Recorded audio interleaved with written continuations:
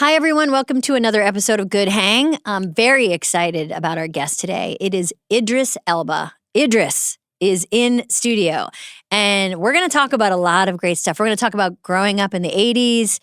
We're going to talk about Stringer Bell, of course. We're going to talk about cringe comedy. He's going to try to convince me to go to Ibiza.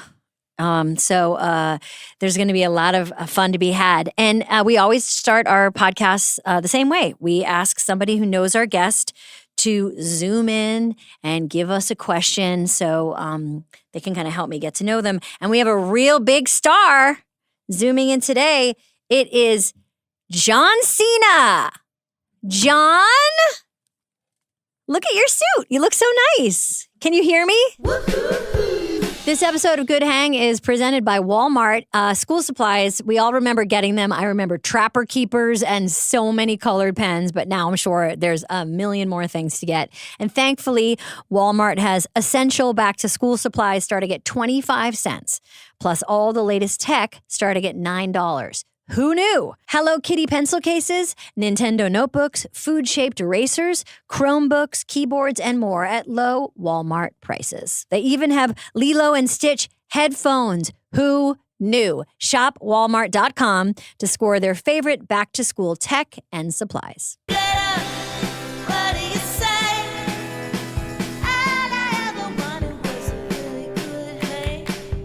Oh, you got your beautiful background. You guys have spent so much money on this production. I want to be able to see it. It was just a dot in the corner and I'm blind. I want you to be able to see my fake plants and my fake food. They're great. John, fantastic. it's so good to see you. What's in the fake mug? This mug? Yeah. You know what's in this real mug is real berries tea, a wonderful Irish tea, my favorite tea to drink. Awesome. Excellent. Not even a sponsor. Side. What do you have? Drinking my own urine. John's drinking a yellowy liquid.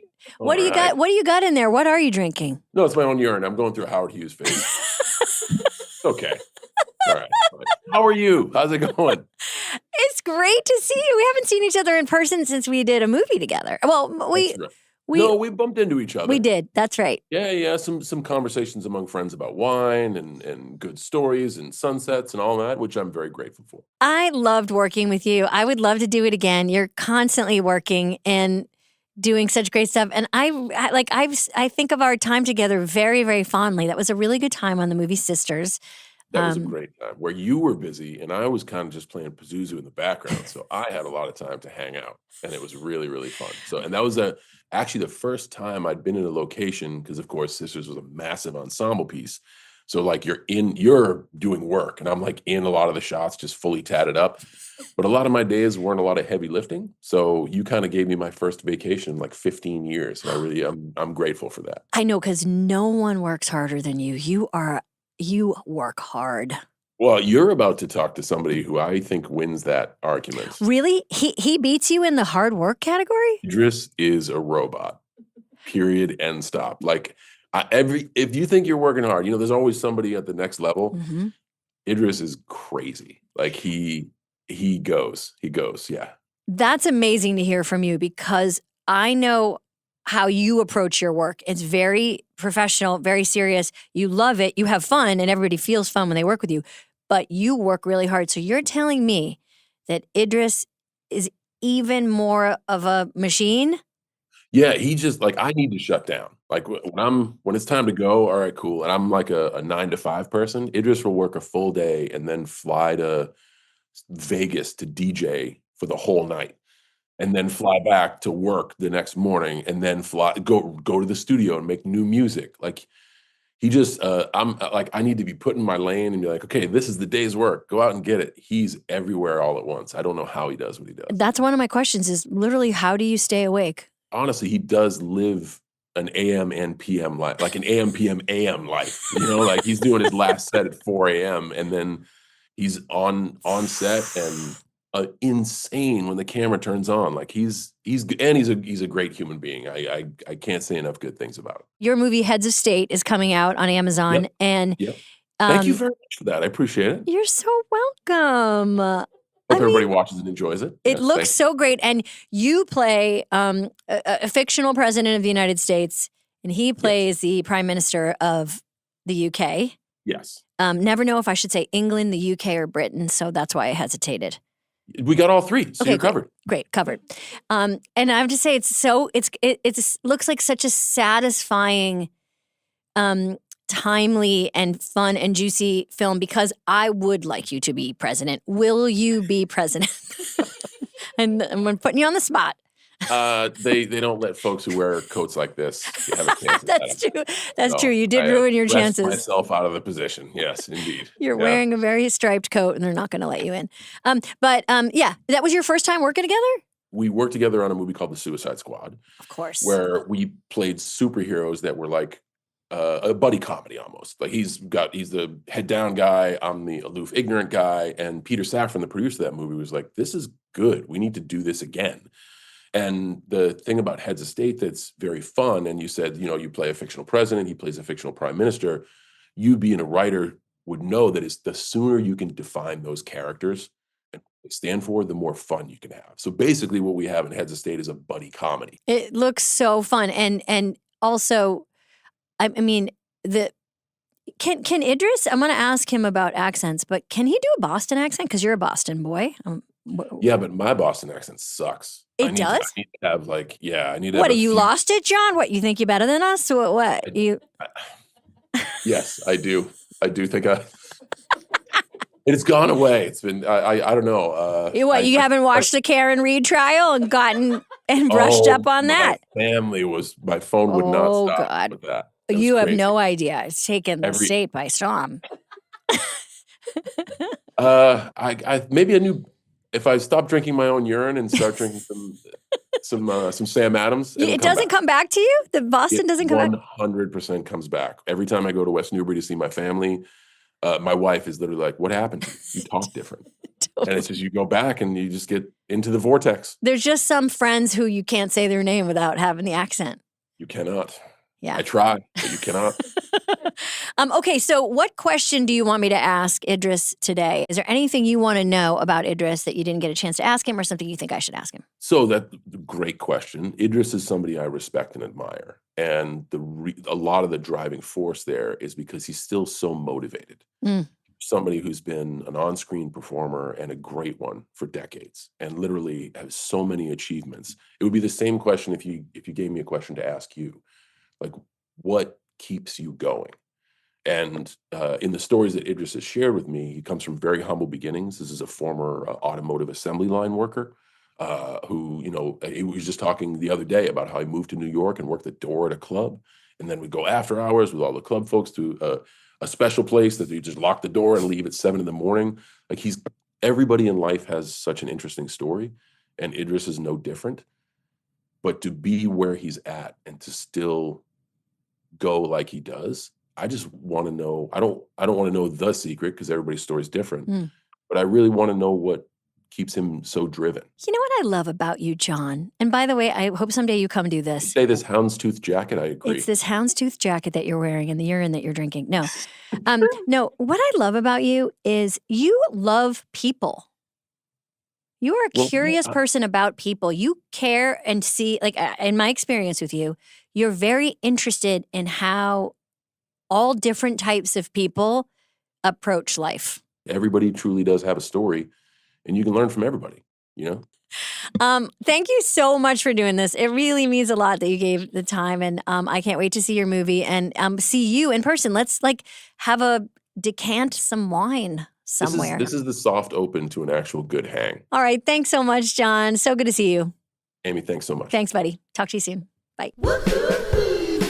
This episode is brought to you by Degree Cool Rush Deodorant. I'm a big fan of people owning their mistakes, like how last year Degree changed their Cool Rush formula and men were mad. One guy even started a petition. So Degree listened, admitted they messed up, and they're now bringing the OG Cool Rush scent back. It's clean, crisp, and fresh. No wonder it's been the #1 men's antiperspirant for the last decade. And it's in Walmart, Target, and other stores now for under $4. Just look for the light blue one. Degree Cool Rush is back, and it smells like victory for everyone. Excitement. Wait. What? Wait. Oh. Wait. We're twinning. Wow. We cue the slow motion music. You know, there is a part of me that always tries to think about what the guest would wear, and I do try a little bit unconsciously to just dress for my guest. Oh, no way. And You're look at joking. us. You did it. Look at us. We did it. I can take this off and do the T-shirt. No, I feel like we have to stay. We have to stay in this now. I'm so thrilled to talk to you today. Well, thank you. And So am I. we are the same age. I think I'm older than you. No, Yeah. 1972, babe. Wow. 1971. Ah. And we're both Virgos. And when's your birthday? September 16th. I'm September 6th. And I saw that, and I want to start asking you a question, which is, what does it feel like to be a Virgo? What does it feel like? Do you identify as a Virgo?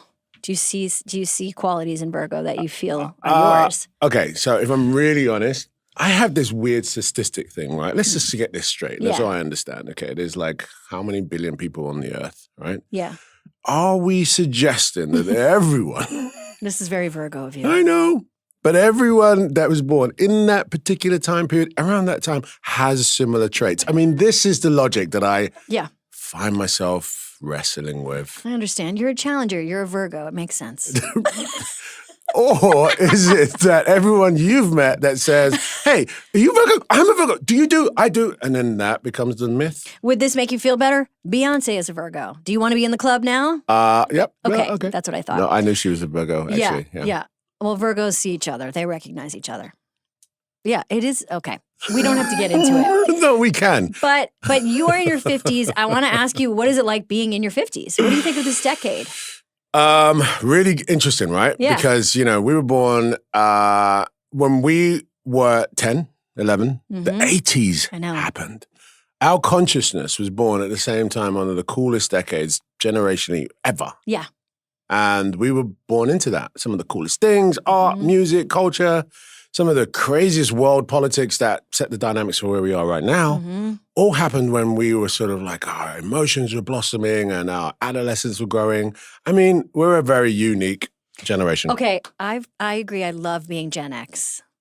Oh, I feel proud of it. Do Yeah, you yeah. feel? I feel like exactly what you said. I feel like we straddled these two different worlds. Like yes. our young world was like our parents, and now we're in future robot times. That's true. Which, partly we invented because it's like robots, toys, 2001. What was that going to be like? And Mhm. We're we got in to it. see it. We got it, yeah. I know. We watched movies about flying cars, and it's going to And happen. it's happening. Robots that talk and aliens. Ooh, Do you believe in aliens? Yeah. of course I Oh, do. but not astrology.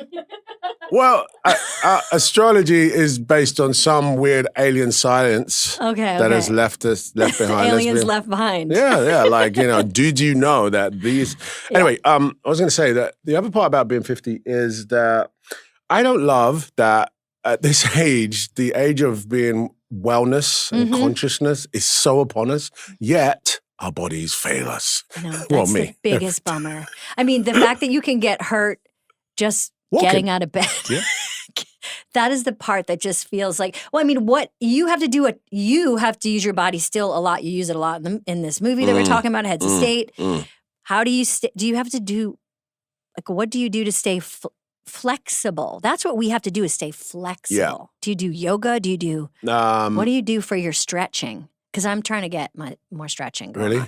on. I'm not a very flexible. Like, do you have tight hamstrings? Yeah, tight hip Hips, flexors. Yeah. hip flexors. You? Yeah. So mine are my hamstrings, which is Okay. embarrassing because I'm so short. It's like to not be able to touch your We're the same toes. height. You ever same height, same Yeah, we're the outfit? same height, yeah. Same age. Okay. Yeah. I mean- So do you do pigeon pose?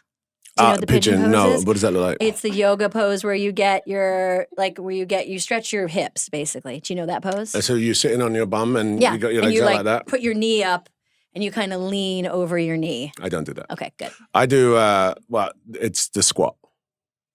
Just squatting. Yeah, like before we were Homo sapien Yeah. squat, You do. You can squat. Yeah. That's Yeah. impressive. It is, actually. Your knees can handle that? No. Yeah.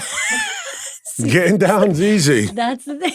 Getting up. It's You an issue. got a guy who helps you get up because you can't get, once you get down, you're stuck. No, my pride is there's no guy helping me get Of up. course not. I am like, I'm okay. And everyone's like, we're ready to shoot. We're just waiting for Idris to get out of his squat. Just get out of his squat. Good thing about squatting, though, not to be graphic, it's good for the... Pooping. I was going to say number 2, but we can go with It's pooping. really good. A Yeah, lot of it's people really know good. that. But I mean, I feel like my 50s, to your point, age-wise, like emotionally, mentally, spiritually, I feel great. Feel good, yeah. Right? Yeah. I feel finally like I'm figuring myself out in a way that's very real. And Yeah.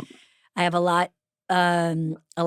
enough wisdom and enough ahead of me. And you're kind of the oldest, youngest person and the youngest, oldest person. That's right. You That's know? so true. And, you know, your influences change. You know what I'm saying? I think in my 30s and 40s, like I was sort of like blown with the wind a little bit with what was influencing me, what my goals were. And in the 50s, I'm like, nah, that wind have to pass around me. I'm not getting as easily influenced. Yes, Just a exactly little right. You're more like a solid. steadier tree. Yeah. But it does hurt to get out of a car after a long car. You know what, though? Wellness. Yeah. So I found people were like, really, that doesn't work. It's like astrology, but grounding mats. I love a grounding mat. I have a biomat. Do you have a biomat? No, grounding. Oh, is that the same thing? Is Like, it? you What's a call it- biomat? Well, it's like a heated mat. Oh no, this is not heated. Oh, This is what's- just grounded. So, Okay, talk to me about so this. basically, you know, the Earth's frequency, electromagnetic frequency is a thing, and it vibrates at a certain thing. You know, when you have a radio and it hasn't been grounded into the Earth, it will have static. The moment you ground it, it stops that static, and our bodies work in a similar way. And the information just suggests that inflammation and blood circulation works better when you sleep on a grounding mat, or if you're under a desk, you're barefoot. And by the way, you can do the same thing if you just stand in your garden in the grass for 20 minutes.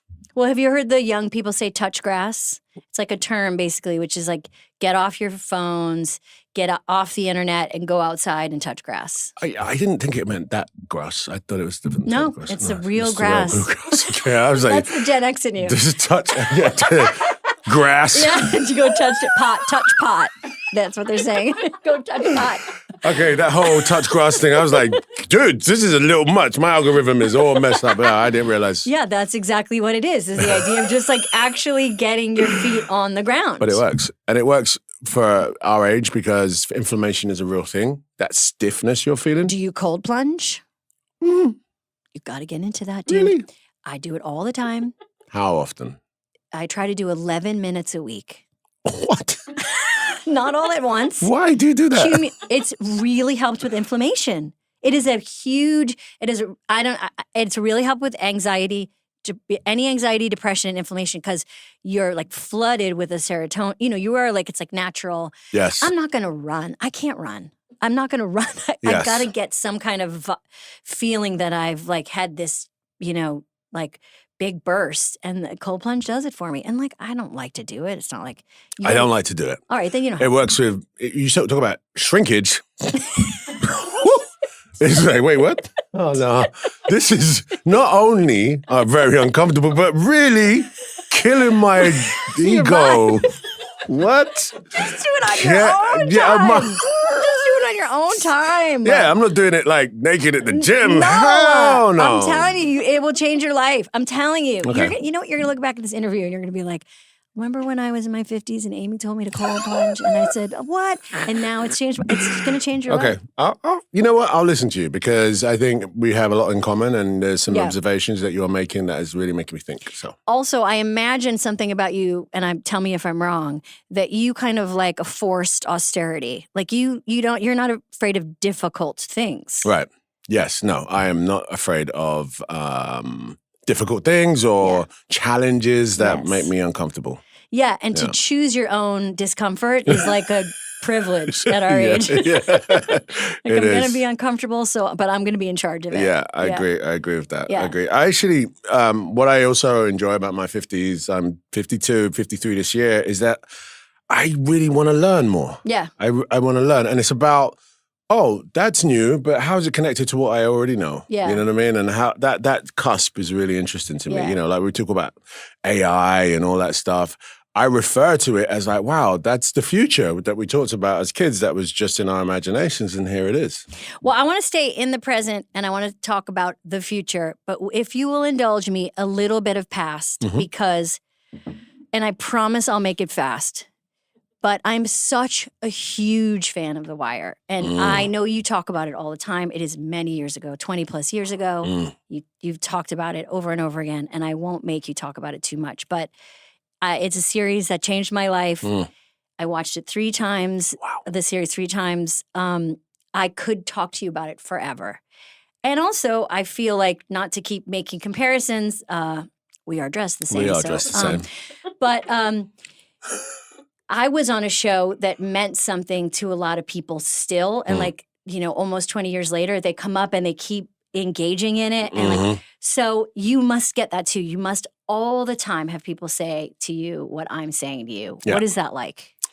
I mean, the truth is that I actually don't speak about The Wire as much as people might think, even though I am definitely, at least once a day, someone says, bro, string a bell, The Wire, whatever it is. Yeah. And, you know, it really does, it surprises me how much impact that show had. In a good way. It surprises me continuously. That, you know, multi-generationally, it's still being talked as people that weren't even born then. Yeah. Watching The Wire and be like, yo, I saw that. That's incredible. I feel proud. I feel a sense of pride. I feel a little bit, though, if I'm really honest, like, I didn't watch The Wire. I've heard this, that you didn't watch it. I didn't watch it. And I feel bad. It's not that I'm not a fan of it. I was there. I made a show that was, you know, was so intense and so real, so important. And even though I didn't realize the importance of the show while making it. Yeah. Rarely do we. Right. Yeah. But I didn't participate in its celebration as a viewer, as a fan. And so I feel a little bit like, well, could you outside start the club. celebrating it now? No, man. Why? I mean, You can't watch it now? no.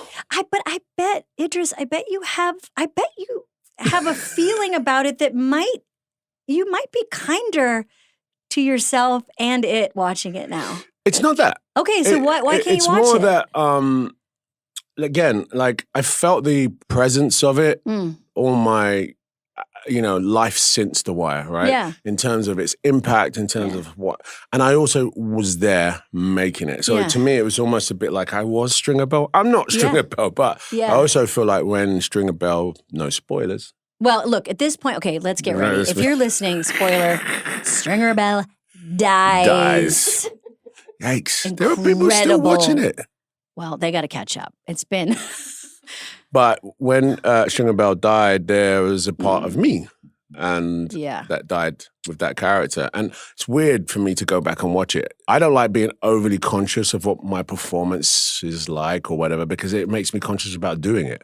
I like being in it rather than watching it. I hear you. Oh, that makes me sad that you can't enjoy how good you are in The Wire. Oh. You're so good. Idris. Okay, I know. I'm going to turn into like from my twin. I'm taking this. Thank you. Okay, because just a few questions, which is Stringer Bells.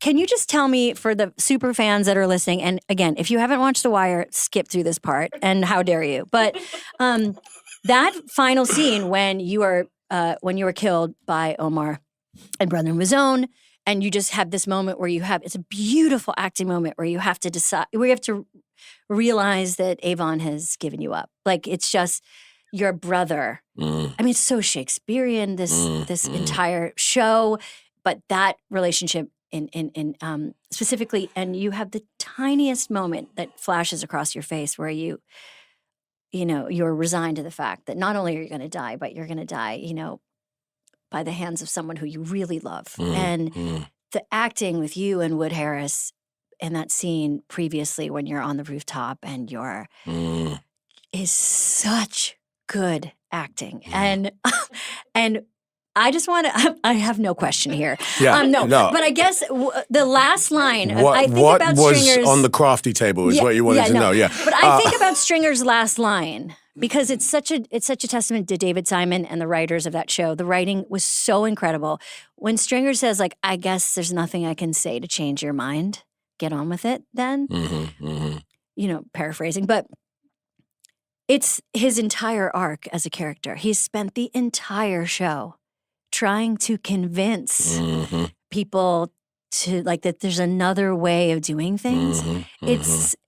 Can you just tell me about that scene and shooting it with, rest in peace, Michael K. Williams? Yeah, man. I mean, it was a really interesting time. I mean, yes, testament to the writing, David Simon, and the poetry of what we're saying about beheading the man, the character that is offering a slightly different perspective on this chaotic town, chaotic situation for, you know, the residents, the people of Baltimore, but also the towns across America in this sort of, I would say, what's the word, you know, not culture, but that lifestyle, that this is a perpetual thing that keeps going. And then along comes a spider where he's like, hey, let's try something different. Let's turn this into this and crawl out of this hole, but we kill that character.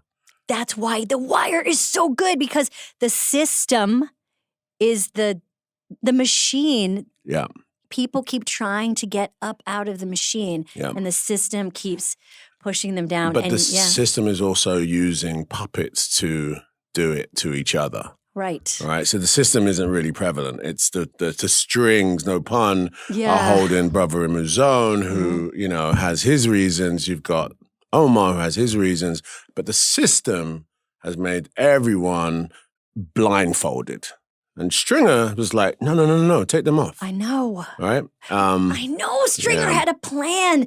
And what do you ever think about, or did you guys ever talk about, if Stringer stayed on, lived as a character, what he would go on to do? Like, yeah, we did. I mean, a lot, because Stringer is a real person who is still alive. And Stringer went on to become a very successful businessman who, you know, will remain anonymous forever, but successfully built a lot of businesses and, you know, crawled out of the hole. So in dramatic terms on The Wire, you know, it wouldn't have made sense for Stringer to get out. Although in reality, Stringer did get out. Wow. Okay, but that's not dramatic enough, you know. I mean, that's not the story. No, and it was like a season 3 gut punch. And it also, I mean, good shows do that, is they sacrifice. They sacrifice, yeah. And I was for it. I've told the story, I had reservations about how Stringer was dying. Yeah. I mean, you know, there was various ways that David Simon wanted to depict that. And I was a little bit against some of that. But the actual beheading of Stringer was an important move, I think. You know, just to illustrate to the world that, hey, man, take the blinkers off. You know what I'm saying? And Okay, last question. The character of Bodhi, that played by JD, in your like mentorship with him, is one of the many incredible relationships on that show. Like that is a heartbreaker. It's a heartbreaker what happens to Stringer, and it's eventually a heartbreaker what happens to JD's character, Bodhi. Yeah. What was it like working with him, like a young actor like that? Amazing, man. Like, you know, he's a fly dude. Yeah. And he was a fly dude. He was the fly young kid on the set. Him and Michael B. Jordan, actually. Yeah. You know, because he was a little bit younger than us, you know what I mean? He was like fresh and green, and he would hang out with his big brothers. And I remember one time he challenged me. He was like, yo, man, I could drink you under the table. I'm like, Jay, leave it, man. He's like, no, I'll drink you under the table. And literally, I drunk him under the table. Like, he sat under the table. He was like, no, I can't fuck with y'all no more. Like, did you hear my accent? Like, do you know where I'm from? Like, drinking is I'm from London, man.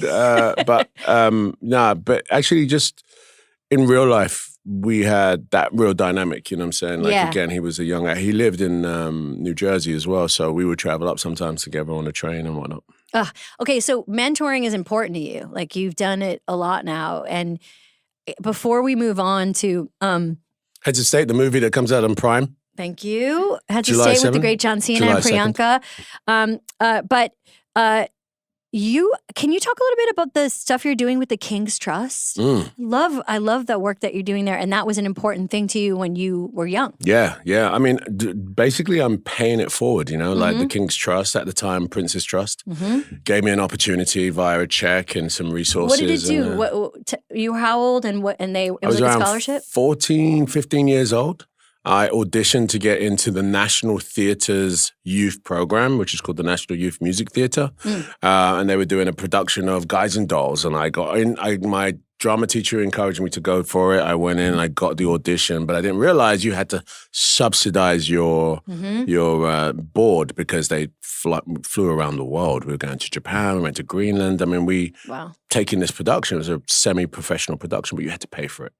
My parents couldn't afford it. And my drama teacher said, hey, the Prince's Trust. I'm like, sorry, are you talking about Prince Charles? Well, you want me to audition for Prince Charles? No, not for Prince Charles, but he has a trust where he helps young people. And I was like, he's never going to help me. Why would he? I'm a kid from East London, blah, blah, blah. Anyway, I auditioned. I got the gig. And I got the money that he helped me with and the resources to help, get me into this theatre thing. And ever since, I mean, without a doubt, that really structured how I thought of myself as an actor. It was a professional theatre. I was singing around the world, and this was what I wanted to do. Just at that point in my age where I wasn't sure. I liked acting. What made you think it? Like, what was the thing? Were you watching movies and like what made you know you wanted to be an actor? Do you remember? There's two things. Really, it was my teacher. Yeah. Miss McPhee. I went to a boys' school. Okay, she was a lovely blonde, blue-eyed teacher. Interesting. See what's going on? But she was this really lovely, nurturing figure in my life at the time at boys' school where no one really took drama seriously. Sometimes it just takes one teacher to change your life. Real focus. That's and she was like, you can go for it. It was mentorship, right? And also there was an actor called Paul Barber who was in a film called The Full Monty. Oh, yeah. Yeah, and he's a black actor in that film, and he came to this school just to sit amongst the boys and say, hey, what do you think about acting? And we were like, aren't you the guy that takes your clothes off in The Full Monty? Da-da-da-da. But I was just like gassed. I was so moved by his storytelling and the fact that he came. He was famous. He's on TV. He came to our school to talk about acting. So those are the two real, like, if I can remember, junctions where I was like, okay, acting might be a thing, crystallization of that. And ever since, I realized that, I can do exactly the same. It's an intervention moment of just a young person who isn't sure. Yeah. Having a conversation and being like, let's examine what you want to do. I mean, sometimes it kind of scares me. Well, not sometimes. What is scary is that the slightest change changes the direction of your life, especially around that age. And the positive version of that is what you talk about, right? Which is like you see someone that you want to emulate and you just realize like this is the way my life's going to be, and then in the same way, like the tiniest bit of nudge the wrong way and you're off on a track, and then that's so true. It's in our generation, right, human empathy, we got a lot of our sort of magic from TV. And those are unilateral moments where we all sat, watched the same shows, whatever they were. And those were our influences, right? All at the same time, whether it's America, Europe, we were all watching the same sort of thing. The Fonz, Happy Days, whatever it was, right?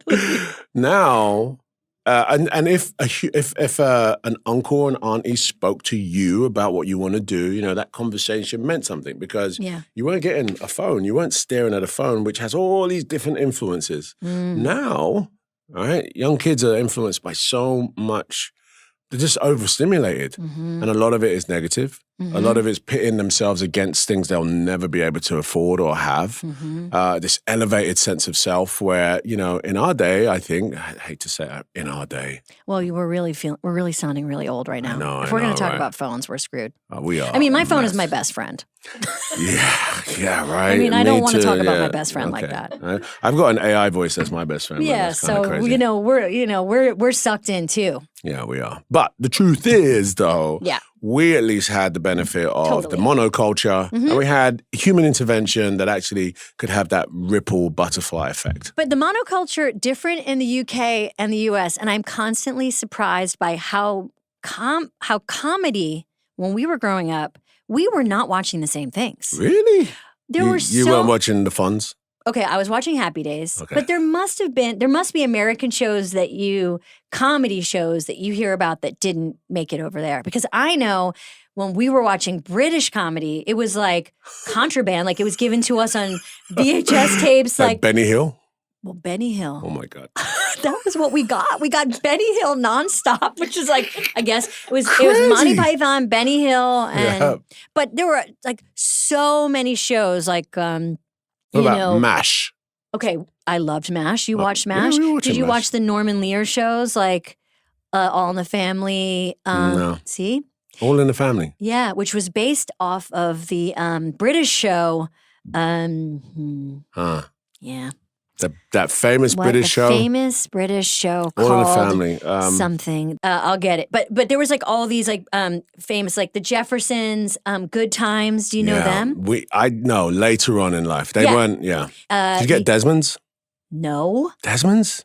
I don't even know what Desmond's is. Desmond's is the barbershop show, man. It was a black show. It was comedy. It was like, I don't want to say the Cosbys, but it was a family that run a barbershop. It was hilarious. Yeah, so there were versions of each other's comedy at the time that we didn't know about each other, which I think is so interesting because we're so aligned, but there was something specific about UK and US comedy at the time in the 70s and 80s where you like found out about people's stuff and it felt like you were seeing it for the first time. Yeah. I mean, I can remember like learning about Steve Coogan, for example, and no one knowing who he was or like I remember coming to New York City. Yeah. In the early 90s and speaking with my accent and black people were saying to me, wait, what? Why are you speaking like that? Yo, listen to this dude. They didn't know. No idea. They didn't think that there were black British people? Yep. Wow, Swear America down. continuing to really represent. No, but to your point about monoculture, like Yeah. our shows, our culture did not, ABC was not picking up Desmond's. You know what I'm saying? We did not. We had really flat versions of each other. It felt like Americans were like, confident and loud and taking up too much space, and the Brits were reserved and polite, artistic, and secretly better than us. I mean, and I do think that the accent gets you. People think people with British accents are very smart. This is true. Actually, you're right. We somehow give a sense of that the way we speak makes us more intelligent. You're right. I've dined off this for a long time. I would too. I'm not that smart. I was going to say that growing up is realizing that British people are not any smarter than you. Whoa. That's not what what? That's what it is. How did we get there? That's being an adult. You're right. Facing the truth. Yes, because it's so hard to get sucked in. But you have to. I want to talk about your comedy. Your like what you were watching as a young person and getting into comedy because you've done quite a bit of comedy, and you're doing more of it now, which I think is so cool. But for a second about accents, you have had to do a lot of accents, a lot of different accents. Where you're playing Nelson Mandela, or you're playing like an African warlord, and you're playing and you do them really well. Is there one that you can't do? Like American.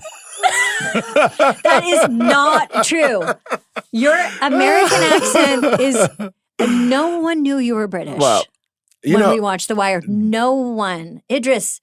This is, what it is? The truth is, when I was doing The Wire, that I was not British. I was like living in Brooklyn, then New Jersey, and in the depths of New Jersey near Newark. And at that junction, I'd lived in America for 4 or 5 years. Like my accent shifted. Yeah. And Alexa Fogel, the casting director of The Wire, she was like, by the way, don't come in here with that British accent. Now I see why you don't watch it. Now I get it. Yeah, I think can't you don't watch The that. Wire because you're thinking about your accent. Of course. But also, I'm here to tell you and I have a thing about Brits and their accents. You do? Yes. Okay. Because this they show's win a lot. They win a lot of awards, and their accents are like, "Let me tell you something, okay. sir." Like you're like, It's you're like, not no, American. Everyone knows, and it's like you are. Well, I like how you say HBO. You've said HBO. I've said that. times. Yeah. H. HBO. HBO.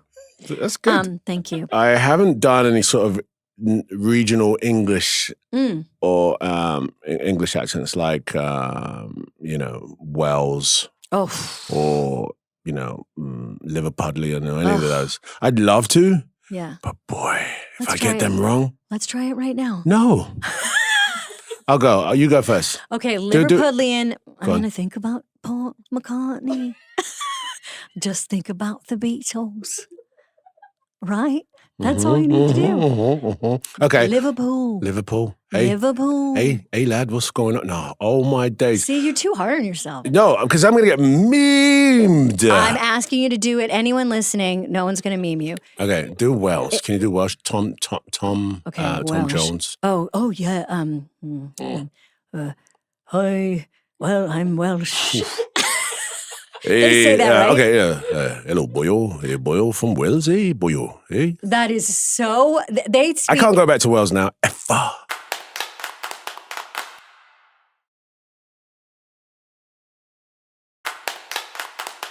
Okay, so talk about comedy, your relationship to it, because I think people probably think you're very serious. Yes. And I've learned that you're not. So I bet people assume you're mad, you're serious, Yes. you're tough. I'm an actor. And they come up Yes. to you and they take you, and you probably were like, I like to have fun like everybody I'm a else. little goofy. I'm very goofy. You are. You're a little. You're a goofball. Yeah, a little bit. But I like playing dramatic roles. Yeah. I do. I just also, when it comes to comedy, most of the comedy I've done has been the straight guy that isn't meant to be funny. Mm-hmm. So when I did The Office, yeah, tell us about that. How'd you get that job? I mean, I got that job because I think John Krasinski was a big Wire fan. He was like, "We need that guy. We need that guy." Paul Feig. Yes, Paul Feig, That's great my director. guy, great director. He, but it was about part of that casting process for me. And, it was described as this guy who's a bit like Stringer Bell. He's real serious. He's a businessman, but, you don't laugh at anyone. You don't suffer fools and da-da-da. And I was like, okay. But first of all, the UK office. Incredible. Oh. The biggest fan. Better than the American office? No. What? Are you Different, saying? not better, but in many ways, I've talked about this with Mike Schur, who created Parks and Rec and who started working on the American Office and did Parks and Rec and many other shows. And I remember when he was going to do the American Office, I thought this is a terrible idea, because the British Office was so good. Yeah. It was a complete specific POV, and we thought, no way. Yeah. But then we heard that Steve Carell was hired, and I knew Carell from Chicago, and I was like, he's funny. Yeah. He's really good. Yeah, and suddenly yeah. it was like, oh, this is just going to be a different version. Yeah, so yeah, I would yeah. say I can't compare the two, but I do have a special place in my heart for the British version because it was the first one I saw. Me too. And Yeah. the cringe humor. This is what is cringe humor. And I think the Brits do cringe humor better, or not better, but do it well because we're so repressed. Totally. Because And anything that's like embarrassing, we're like, oh my days. I know. And in America, where it's larger America's personalities. embarrassing. Well, again. No. America's embarrassing. There, I Well, said it. Well, No. What I mean is that Americans are okay with big personalities coming in. That's part of the comedy, fabric. However, I really loved working on The Office because I did get to be in a comedy, right? Mhm. And the guys working on the show basically tried to make me laugh all the time. Mm. And the joke was that you're not going to get me. Mm. And the more silly they got, the more I stayed straight. And that became the comedy. Mm. It was amazing. It was a lot of So fun. you're good at keeping a straight face. No, I'm a proper. I want to be in the stupid side. I want to be doing stupid shit. But the gig was that I stayed really serious. Mhm. Even just now, you got very serious. It was a lot of fun. It was amazing. It was amazing. And then since then, some of the comedy stuff I've done is really playing the straight guy. Yeah. In Heads of State. Yeah. You get to get in bigger. there. Yeah. But we're still playing on the trope of repressed British Prime Minister. Right. Doesn't like this big American personality, and we're still playing with that. So, but yeah. But like, do you want to do more comedic stuff? Yes, Do you please. like it? Isn't Yes, it please. fun? It is, man. Because I got to say, like, your job, a lot of the stuff you do, it combines a lot of things I don't want to do. Running, shooting nights, like Yes. so many night shoots Night on the wire. shoots. Like I watched and I was like, oh, Crying. crying, like jumping. But you said that you like all this action stuff. You like doing stunts? I do. What do you like about it? It's a choreography, it's a dance. yeah. You know, I love learning a new fight, and I'm always convinced that I can make it look realer. You know, so, you know, you see someone that's like kicking butt, but I want to make it look a little bit more real. I love it though. I love the you know, the technicalities of it. Yeah. Yeah, I like fighting. Do you? Well, I mean, I like to fight. That's plainly it. I mean, I think about like I do sometimes have fantasies about doing an action film that requires very little talking, because that's the one thing I like about action films. It's like your day is just walking, like the Bourne Identity, like a shooting day is just him walking from one train station to the other, No like dialogue. wearing a leather jacket. What a dream! Yeah. So in this movie, you're working with John Cena, the great John Cena. The great John Cena. Tell me about you and John worked together first in Suicide Squad. Yeah. How do you guys get along? What do you think about John? You know, I think everyone had a bit of a crush on John Cena, right? The wrestler. You know, he's like this big personality, cool, big wrestling type. And then, you know, I watched him transition into acting and thought, wow, like, you know, the wrestlers tend to be great at performance regardless, so they end up transitioning to acting in really cool ways. Yeah. And I felt John was one of those transitions that did really good. Yeah. I liked him. Then when I got to work with him in Suicide Squad, I mean, first of all, when you ever met John Cena? I did. He was in a movie that me and Tina Fey were in called Sisters, and we spent like a couple weeks together. He's a Renaissance man. Dude. He loves wine and art. And he's classical piano. He's a very sweet, like artistic, tender guy. I find him to be very emotional and sweet. I agree. And it turns out that, you know, when I met him, I thought he was going to be this goofy, big character. And he's like, hey, Idris, how are you? Nice to meet you. I'm a really big fan of your work. And I'm like, what's going on? Are we acting? I'm more goofy than John is. Yeah, you did the thing that happens to you where people were like, Idris is very serious. You were like, John is so funny. And John was like, I'm kind of serious. Yeah, he's very serious. And you were like, I'm a goofball. Yeah. When I walked into his trailer one time, we are going to just run some lines. And then I was like, oh, there's a grand piano in here. Why is that? He's like, oh, yeah, I'm teaching myself to learn classical piano. Anyway, so about these lines. I'm looking at him like, what now? First of all, he has fingers the size of like, you know, like one of John's fingers, like, you know. So playing the piano. Yeah.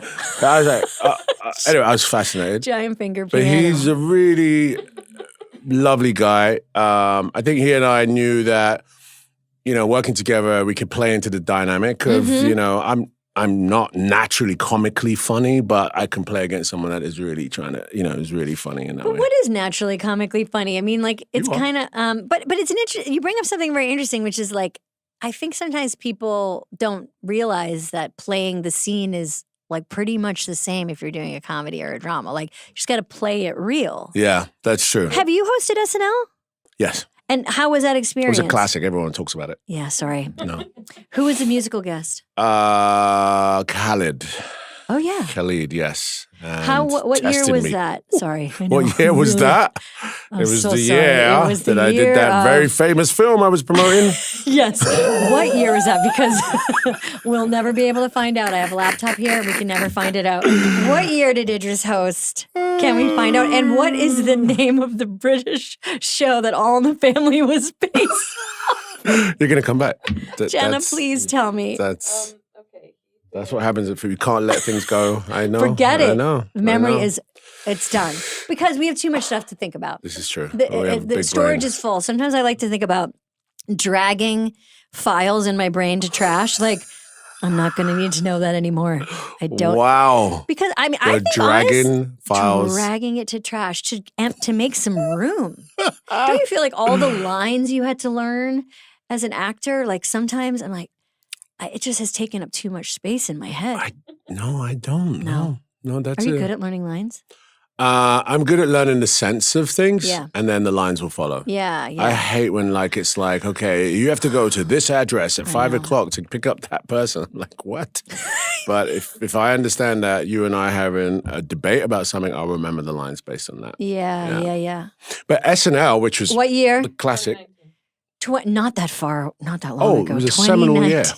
So in 2019, Yes. when you hosted SNL, Yes. What was that like? Was it fun doing it? Like, Man. you had a good time? I had a most amazing time. It was really hard work, but I had the most amazing time. And I was with comedy giants, you know? But see, SNL growing up was not big in the UK when you were growing up, right? That's right. It's really true. It's really true. And now I think they're starting one over there. Yes. We'll see. Yeah, I'm trying to be a main character. You want to be in the cast? Yeah. Is that weird? You know. No, just go in there and say, you know what? If you showed up and said him in the cast, everyone would be like, okay, I assume he is. I'm doing it. He and wouldn't they'll be see how goofy I am, how the writer's sessions, how really funny I am, come up with the wackiest shit. Well, that was always the toughest thing, Idris, is when a host would come in and be like, I'm really funny, and be like, okay. I did. And I'd be like, okay. They'd be like, well, I know I'm usually pretty serious, but I love to do characters. And I was like, dude, let me tell you, I was that guy. Okay. I remember the first writing meeting I walked in and everyone was like, hey, Idris, man, we love you, man. What's going on? Drinking that coffee, what's going on? So what time do you guys, what are you into? What are you thinking? They're, half of them are hanging. They're like, okay, what do you do? What do you want to do? I was like, yo, man, I got this idea about these football presenters. And they're like, you mean football as in, what kind of football? I'm losing. yeah, man. But they were kind. Yeah, they were like, Idris, thank you so much for your ideas. You know what? There's so much here to work with. We're going to regurgitate it. We're going to come back. You take a break. Yeah, you know what? Do less. They were like, you Do know less. what? Take a break this week. Have fun. I had a great meeting with Pete, though, in his office. Walked in. What's up, Pete? Yeah, what's up, man? What you want? That, yo, I love that bit that you was talking about, man. I love football. And it was actually a really good week. Yeah, I had the most people don't know that you walk around from office to office and you just kind of go into everybody's office. Yes. And you're just like meeting, it's like speed dating It or is. something. And you're just like getting people's ideas. And Yeah. I'm sure you got pitched a lot of like, I have an Wacky. idea where you're a guy who, Yeah. you're a bouncer and you throw people out of a club. Okay, I have another idea where you're a boxer and you beat me up. I have another idea. I bet you got a lot of like, I got a lot of, what do we do? Like a James Bond. yeah, I was James Bond. I'm really trying to stay away from that. Like, come on, man, it's James Bond. Like, no, I want to stay away from that. You're like, I just want to play I just want to play like little giggly characters who are real goofballs. I want to be really unrecognizable. And everyone's like, oh, fucking hell, this guy doesn't just- want to do he doesn't want to pitch his fastball. We want to Okay. do some stringer bell shit, where you're like stringer bell on the hood, whatever. But before we wrap it up, I want to talk a little bit about your relationship to music because I feel like we've been talking a little bit about it today, but like there's this musicality to the stuff that you do, and it's obviously influenced by your actual love of music. You talk about it a lot, how it, talk about acting coming at a certain time, like music came to you at a young point in your life. When did you start, like, speak to how important music is to you and especially when you were a young person and growing up in East London? Yeah, I mean, definitely music was my first love. First love. My dad, I have this record, a picture of me holding a Marvin Gaye album. I'm 4 years old and I'm about to put it on the turntable. That was like my earliest memory of music and listening and being able to put the record on. By the time I was like 14, I was convinced I wanted to be a radio host. That was what I wanted to do. I wanted to talk on the radio and play music. And at the same time, I was getting introduced to acting and the first show I did was a musical. I was singing, all right? I wasn't musical. I didn't learn to play the guitar. I could play the drums, but I wasn't really a musical guy in the sense of, making music, okay? I just loved music. And at the same time I was doing acting, I became a radio host on pirate radio. And I was on pirate radio around 15, 16 years old. Shouldn't say that, but yeah. And it was the 80s. Nobody cared. We were Yeah, all nobody working. cared. We had jobs at 12. you could go to jail, though, back in the day for being on pirate radio. Oh, Just really? saying. Oh, yeah, man. The mean streets. That'd be pretty funny if they were like, what are you in jail for? And you're like, being on the radio. And everyone was like, oh. Drive time, 6 to 8. What? Yeah, they got me. They got me on drive man. time. Hard times. But no, you could go to jail for pirate radio. And But the truth is, I think the music, because I really leaned into playing music and then I started buying equipment, drum machines. This is the 80s. This is where the drum machines were growing and that electronic sound. Music and acting was like doing this at the same time. So music became my sort of, my guilty pleasure. Yeah. Mm-hmm. And like just for you. Almost. Just for me, yeah. And when I would DJ, I would love it. I actually coming to New York because the vinyl shops, that's when I started to really come to New York, late 80s, early 90s. What a time. You talk about the spirituality of house music. Like house music is really important to you. Yeah, really like much. It's that, what is it about it that hooks you? And what do you think, how does it hook people? It's the mono moment, mono moment, that, everyone feeling that new instrument come in. Mm-hmm. It's a bit like being at church. I don't know if you're religious, I'm not, but that spiritual vibe of adding layers of a mono moment that everyone can join into is like magic.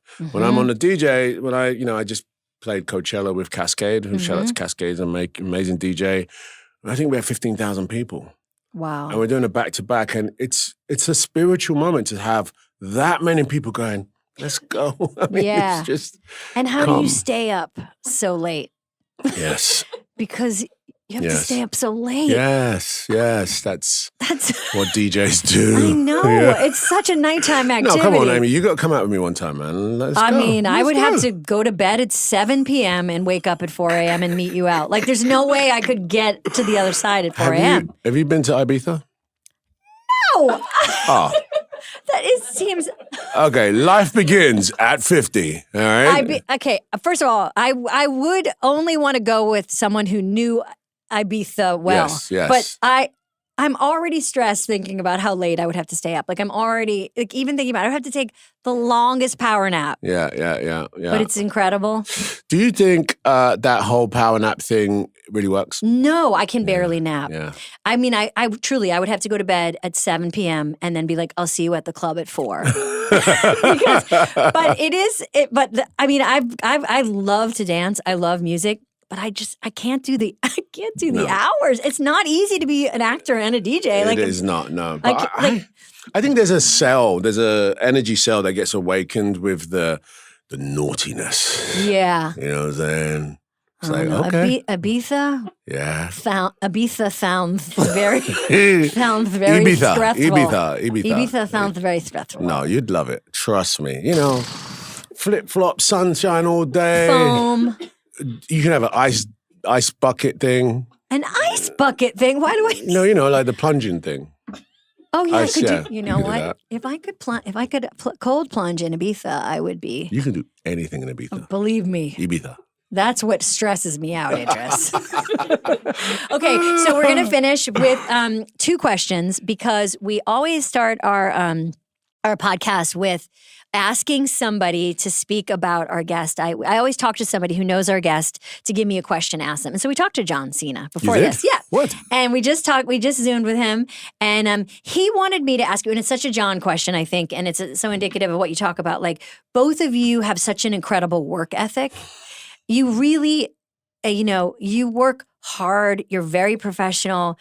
Both of you are, for lack of a better term, like, going for it. You really have a lust for life and learning, like you said. And his question was kind of like, basically, you work really hard. What motivates you? It's such a straight male question. What motivates you? Okay. I mean, look, I don't want to, end on a low note, right? Okay. But I became, successful around the age of 35 years old. Okay. And up until that point, life wasn't always great. There was some very tough times. I've spoken publicly about some of the times I've gone through. Both my parents, working class, didn't have much at all. All right. So I've been, reasonably, I would say poor, just reasonably, living a life that is very opposed to where I'm living for longer than I have been famous or successful. And there's part of it which is like, I don't want to let this go. Yeah. So I'll just keep chucking for it. Yeah. But the second thing is really and truly is that I used to work nights. on the night shift at Ford Motor Company in Dagenham, East London, okay? That is grim. It's a grim job, all right? Nothing compares to doing that. So when I get an opportunity to come and work with you, to come and work on a set, it doesn't even feel like work. Yeah. Now, to everyone else, it's like, you guys are working really hard, but actually... Yeah, it's not that hard. It's not that hard. I mean, the stuff we're doing you know, is not that hard. Compared to real hard jobs. No, exactly. It's not... I agree. And obviously, we get to do very different things. You know, in a job like that, I did the same thing every night. Every night. Yeah. For 2 straight years. My dad did the same job for 25 years. Yeah. So I consider this a privilege. Yeah. This ain't work. Yeah. So what motivates you is gratitude. Basically. Yeah. Yeah. Yeah. Yeah. And what is making you laugh these days? How do you go? What do you watch, read, listen to that? Like where are you finding your comedy? The studio was yes. really funny to me. So good. Self-referential, but I loved it. I thought it was really good writing. I'm laughing at myself letting go of some of my tough man shit and being a bit goofy. I actually enjoy when people go, what? Yeah. I enjoy doing that. I've seen you do, you're doing some really, I have a really fun TikTok idea I want us to do later. Oh, wow. I have to talk to your team about it. No, seriously? No, yeah, I do. And listeners, if you don't know this as we wrap up, but Idris and I are wearing the exact same thing right now. We are. We're wearing what how would you describe this color? Petrol blue. Yep. It's I was thinking, do you watch football, soccer? Ish, right? At the end of a really great game, yeah. There's a tradition where the greatest players against each other, they trade. Okay, let's trade shirts. We're going to trade. We're going to trade shirts.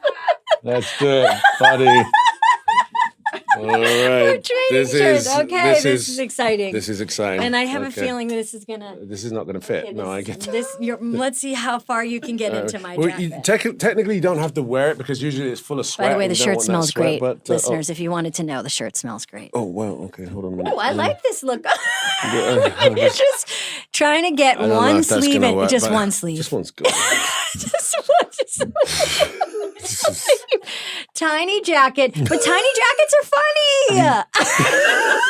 Tiny jackets are so funny. Look, we did it. We traded. Okay, this is funny. This would be a good comedy where, yes, but I don't laugh. Right? So, okay, very straight. I just want to go so. Yeah, play it very straight where we're in some kind of shrinking machine, or you know what it is? It's a body switch comedy. It's really what it is. Okay. We should be Let's in a body. go all the way, buddy. Let's go. Idris, so The Wire. Well, I enjoyed working for HBO. Yeah, because, I watched it 9 times. Well, I don't watch it. And I have to say, Stringer, when he did that scene, I'm just going to show you. Oh my God. Okay, sign us up. We're ready. We took that to the left. Idris, thank you so much for this time together. Good times. This was so good. My jacket is completely ripped. Literally, he can't even get it over his wrist. He can't get it over his wrist. It's because I'm tough. He's just his. No, I really can't get it off you. You're going to hear from my lawyer because it's a very expensive jacket. Thank you. That was so fun. Thank you so much for doing this. I really appreciate it. And congrats on your movie. Thank you.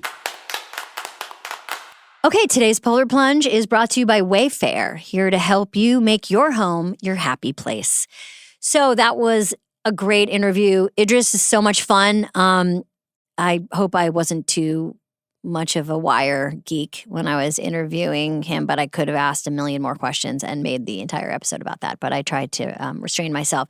But we did talk about a lot of other things, and we talked about British comedies. And so I thought I could use this Polar Plunge to talk about shows that maybe you didn't know about that you should try to find somewhere on your TV or your phone. Brass Eye, The Day Today, Alan Partridge, Look Around You, French and Saunders.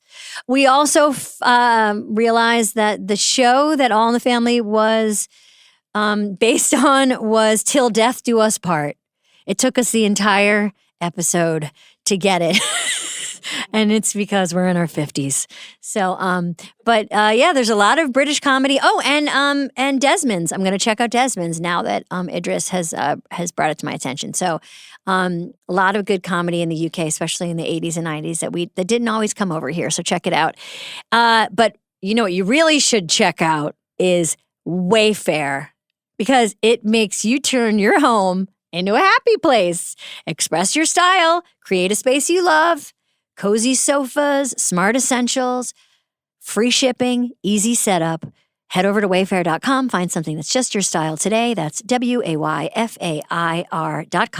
Wayfair, every style, every home. Okay, thanks for listening. Bye. You've been listening to Good Hang. The executive producers for this show are Bill Simmons, Jenna Weiss-Berman, and me, Amy Poehler. The show is produced by The Ringer and Paperkite. For The Ringer, production by Jack Wilson, Kat Spillane, Kaya McMullen, and Alea Zanaris. For Paperkite, production by Sam Green, Joel Lovell, and Jenna Weiss-Berman. Original music by Amy Miles.